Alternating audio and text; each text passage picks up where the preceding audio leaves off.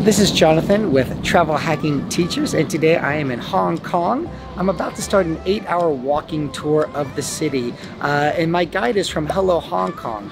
Together we are going to explore all the cultural offerings that Hong Kong has to offer, including markets and street food and just all the sights to see this beautiful time of the year.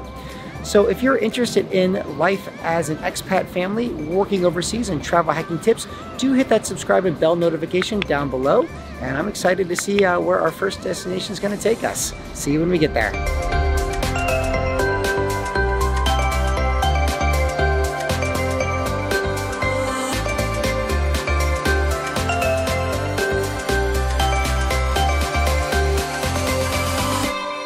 Alright, so I caught up with my friend Ryan here. He's our guide from Hello Hong Kong, and we are on Hollywood Road. Yep, Hollywood Road. Heading to the central escalator, the longest outdoor escalator in the world. Alright, so up to the longest escalator in the world, and where else are we going to be going today? Because actually, other than the escalator, we plan to go to the Victoria Peak. We say the must-go attraction. And then from the Victoria Peak, we will go up by the oldest public transit. We say the peak tram since 1888. Okay, oldest transit. Funicular. The people used to call the funicular ride. One end to the other takes only 8 minutes. Perfect. And then after that, we're going to hit some... After that, then of course we go for the scenery from the peak. Okay. Then down the peak tram, then we do the ferry across the harbour, the Victoria Harbour. Perfect, perfect. So today we're going to do everything more like Hong Kong orientation. We have taste of everything. Local places, tourist places, and local food, Michelin recommended restaurant, but local price. And we go for the experience mostly. Excellent. We go to visit some market, the street market, perfect, the local market. All so right. religious places, very tourist good. places. That's everything. It's going to be a great trip through Hong Kong, and I definitely get a wide variety of experiences. I'm really looking forward to everything here provided by Hello Hong Kong.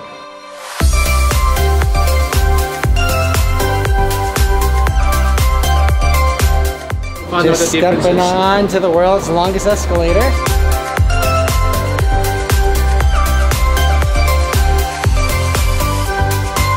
The escalator from 6 o'clock to 10 o'clock will take you down. Yep. From where you live to where you work.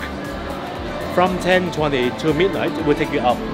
Okay, because so walking up and down was exhausted. Oh, it's yeah. I just got a small taste. We went what, halfway? Yep. Now it's halfway. Yeah, halfway, and now we're walking all the way back down the escalator, and I could not imagine before walking all the way up and down. So definitely, definitely a needed thing. Because Hong Kong's crazy steep. I had no idea. There's very just no flat land. Flat land in the new territories. Okay, yeah, not here. All right. The wall behind us, we say Instagram wall. I would say the tourists, they say the Instagram wall. Because every day, lots of tourists come over here, take a picture, then check into the Instagram. Okay, so a lot of street art. Definitely, I can see the appeal for Instagram on the wall behind us. However, some of the local driver, they call stupid wall. Look at the traffic.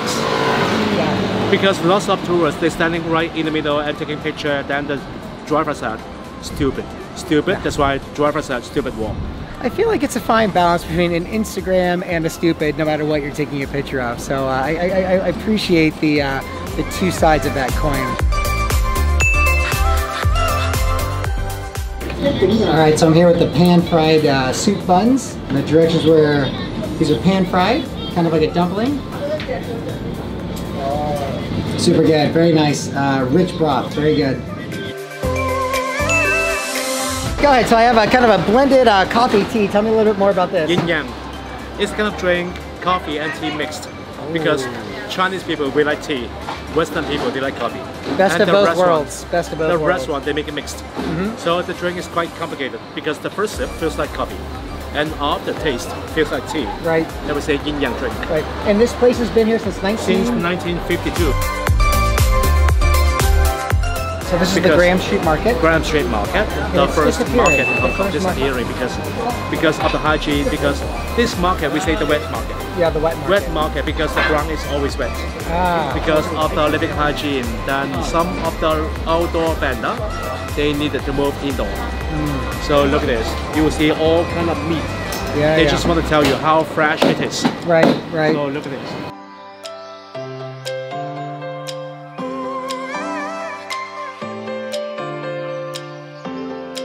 All right, just stopped to have a herbal tea. Yep.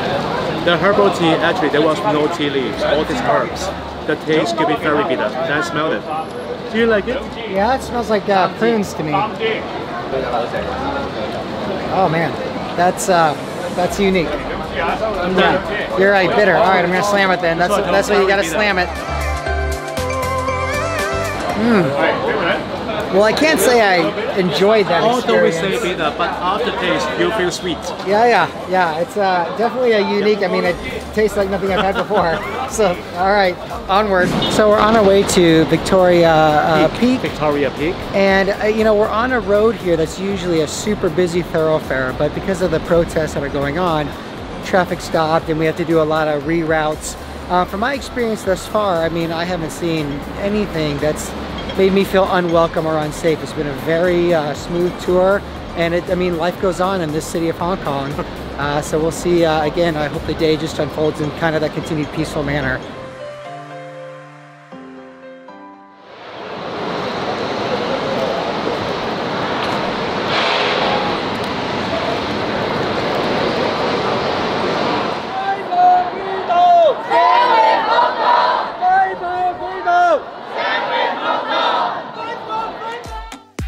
So made it to the top of Victoria Peak, and just a great view of the city. Even on a hazy day like this, you still get a really powerful feeling with all the growth that's happened in Hong Kong over the many decades. Alright, so the Victoria Peak view is just amazing. We're taking the tram back down, and how old is this tram again? The Peak tram since 1888, the oldest public transit in Hong Kong. 1888.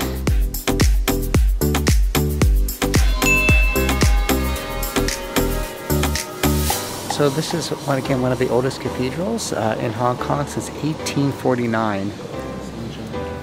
Yeah, St. John's Cathedral. So one of the most interesting components that I've learned so far in my tour is how deep Feng Shui and design go in Hong Kong. It even goes back to these two buildings behind me. You've got the Bank of China Tower. It's shaped much like a knife, and the architecture was to take a cut out of HSBC's profits. Well, in turn, HSBC, through their Feng Shui, added these two window cleaning towers that look a lot like gun turrets and pointed them right at the Bank of China Tower. So you've got a lot of deep belief in the Feng Shui, and what one company does can totally affect what another company does in regards of maintaining that Feng Shui. So again, another prime example of Feng Shui and how important it is to the culture here in Hong Kong. Over behind me is a new tunnel entrance, and that opened to the public about 5 months ago, right about the time the protests started. And it's been pointed out that that is looks very much like a snake or a cobra, and it's a Chinese-built architecture. And when you look at this snake and what it's pointed to, and I'm just going to walk across the way here, this black building behind me is the head of the Hong Kong government. So you've got this Chinese snake looking like it's going to be taking a bite right out of the Hong Kong government. So again, the timing of the opening, the protest, again, superstition, but ultimately there's very deep beliefs here in Hong Kong regarding the Feng Shui and the natural balance.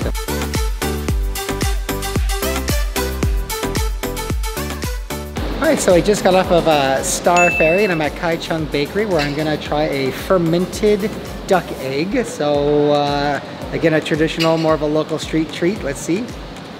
Kind of a sweet, tangy flavor. Yeah, not bad. Would I eat a bunch of them? No. Am I glad I had this one? Yes.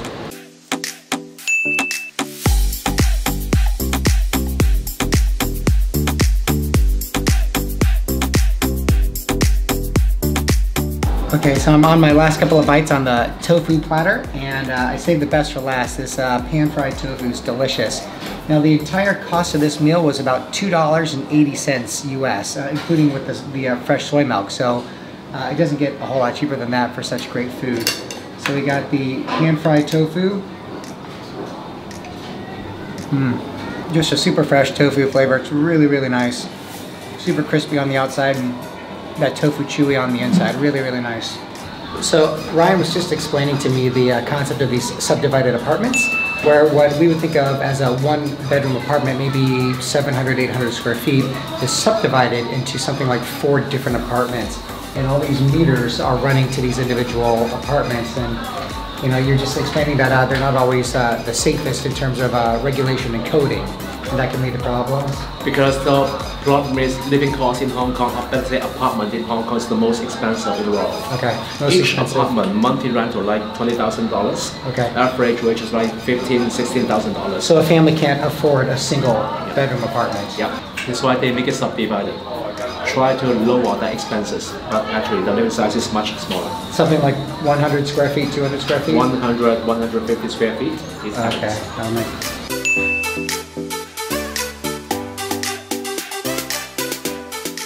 Last couple of bites of the Oregon street meats. Again, just a sort of a snack with sort of a peanut sauce and mustard on top, and you know, definitely local eats for sure. It's getting pretty authentic now. All right, so we made it to the Snake Soup restaurant, and it's just delivered. So tell me a little bit about the Snake Soup. And what do you have the here? Snake Soup, we say more like a kind of medicinal food. Okay, medicinal food. Because winter season, Hong Kong could be quite cold, and they believe that eating snake could warm you up. Okay, so a nice winter dish. The other reason is medicinal food, because there's a kind of local superstition. They say eating snake is good for male potency because of the shape and the size. So I think Jonathan, you need it. Okay, all right, so some male potency. Here we go. So male maybe potency. a little bit fishy, that's why I do some dill. It's definitely a chickeny flavor. Yeah, the herbs really add a nice fresh flavor to it as well. So the last couple of bites of the snake soup here, and it really has a like a dumpling flavor to me, kind of like a chicken noodle soup. I can definitely see eating something like this when you're not feeling well. I mean, again, it's super hearty with the mushrooms and the snake. Really feeling that broth is just, I mean, rich and earthy. I think that's from the mushrooms.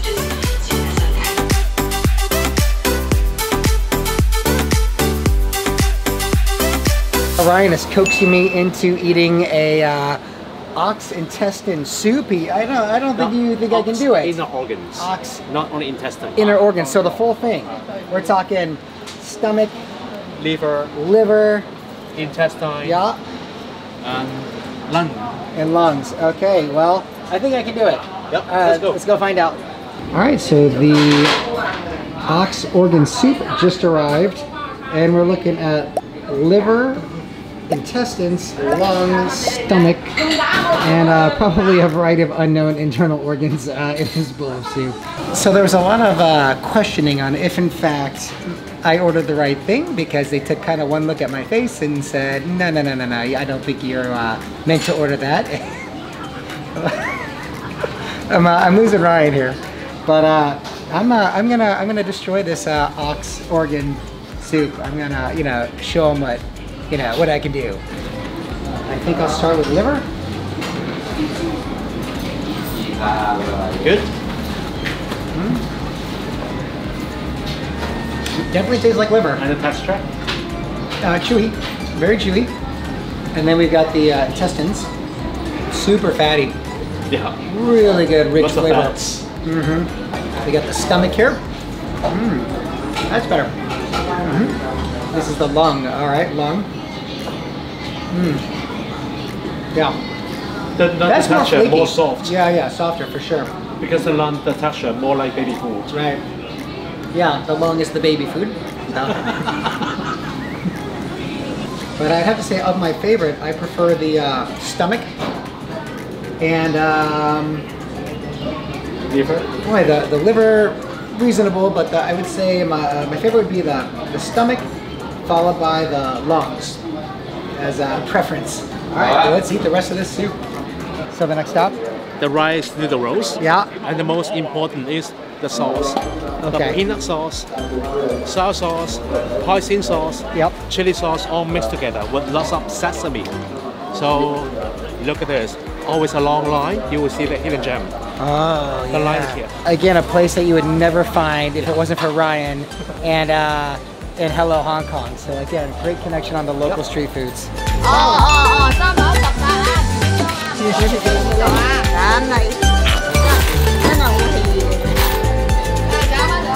soak it in the soy sauce, peanut sauce, hoisin sauce, and the chili paste. All right, so we got this again, a mixture of rice noodles. Look at the back, really. Yeah, off the beaten path, hole in the wall. You fit all the criteria. So how was it?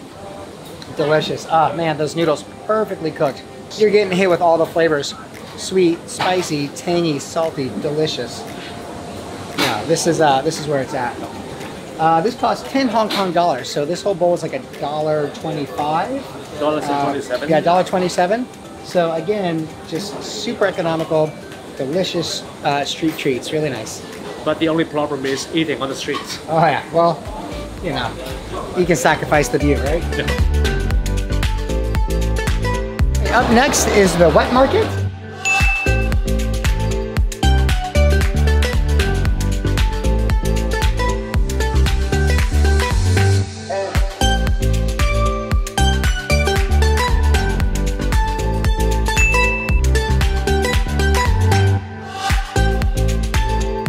All right, so we're here at the Smelly Tofu stall, and it's a fermented tofu. And so far Ryan has not led me astray, but this one pushes the limits here. So we've got the Stinky tofu, totally fermented, chili sauce, sweet sauce, and It stinks. yeah, smelly tofu for sure, fermented.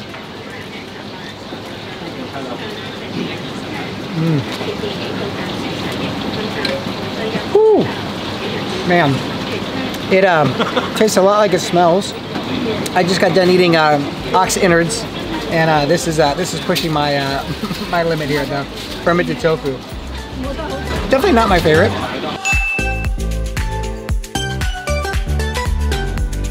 So again, just with the protests going on, what is usually a major thoroughfare is almost totally void of cars. And when you're walking, you'll see where sidewalks have been just pulled up, and they're using those bricks to create the barricades. And this must have been all blocked off at some point, because there's just all these gapes in the sidewalks.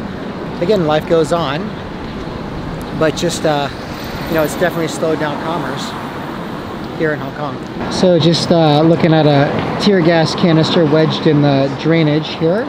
So again, even things like the tear gas canisters are a bit eerie. Just to think about what this street would have been like just a few days ago, and now it's, I mean, minus the cars, but again, it's just sort of, if I hadn't known this was a busy street, I would have not known anything was odd about what's going on here. Starting to wrap up our evening, and we're going to end on some sweets, and so now I'm getting the egg tart, and it's just a British kind of dessert, but they're sold all over Hong Kong, and yeah, Hong Kong style, so it's going to be creamy and delicious.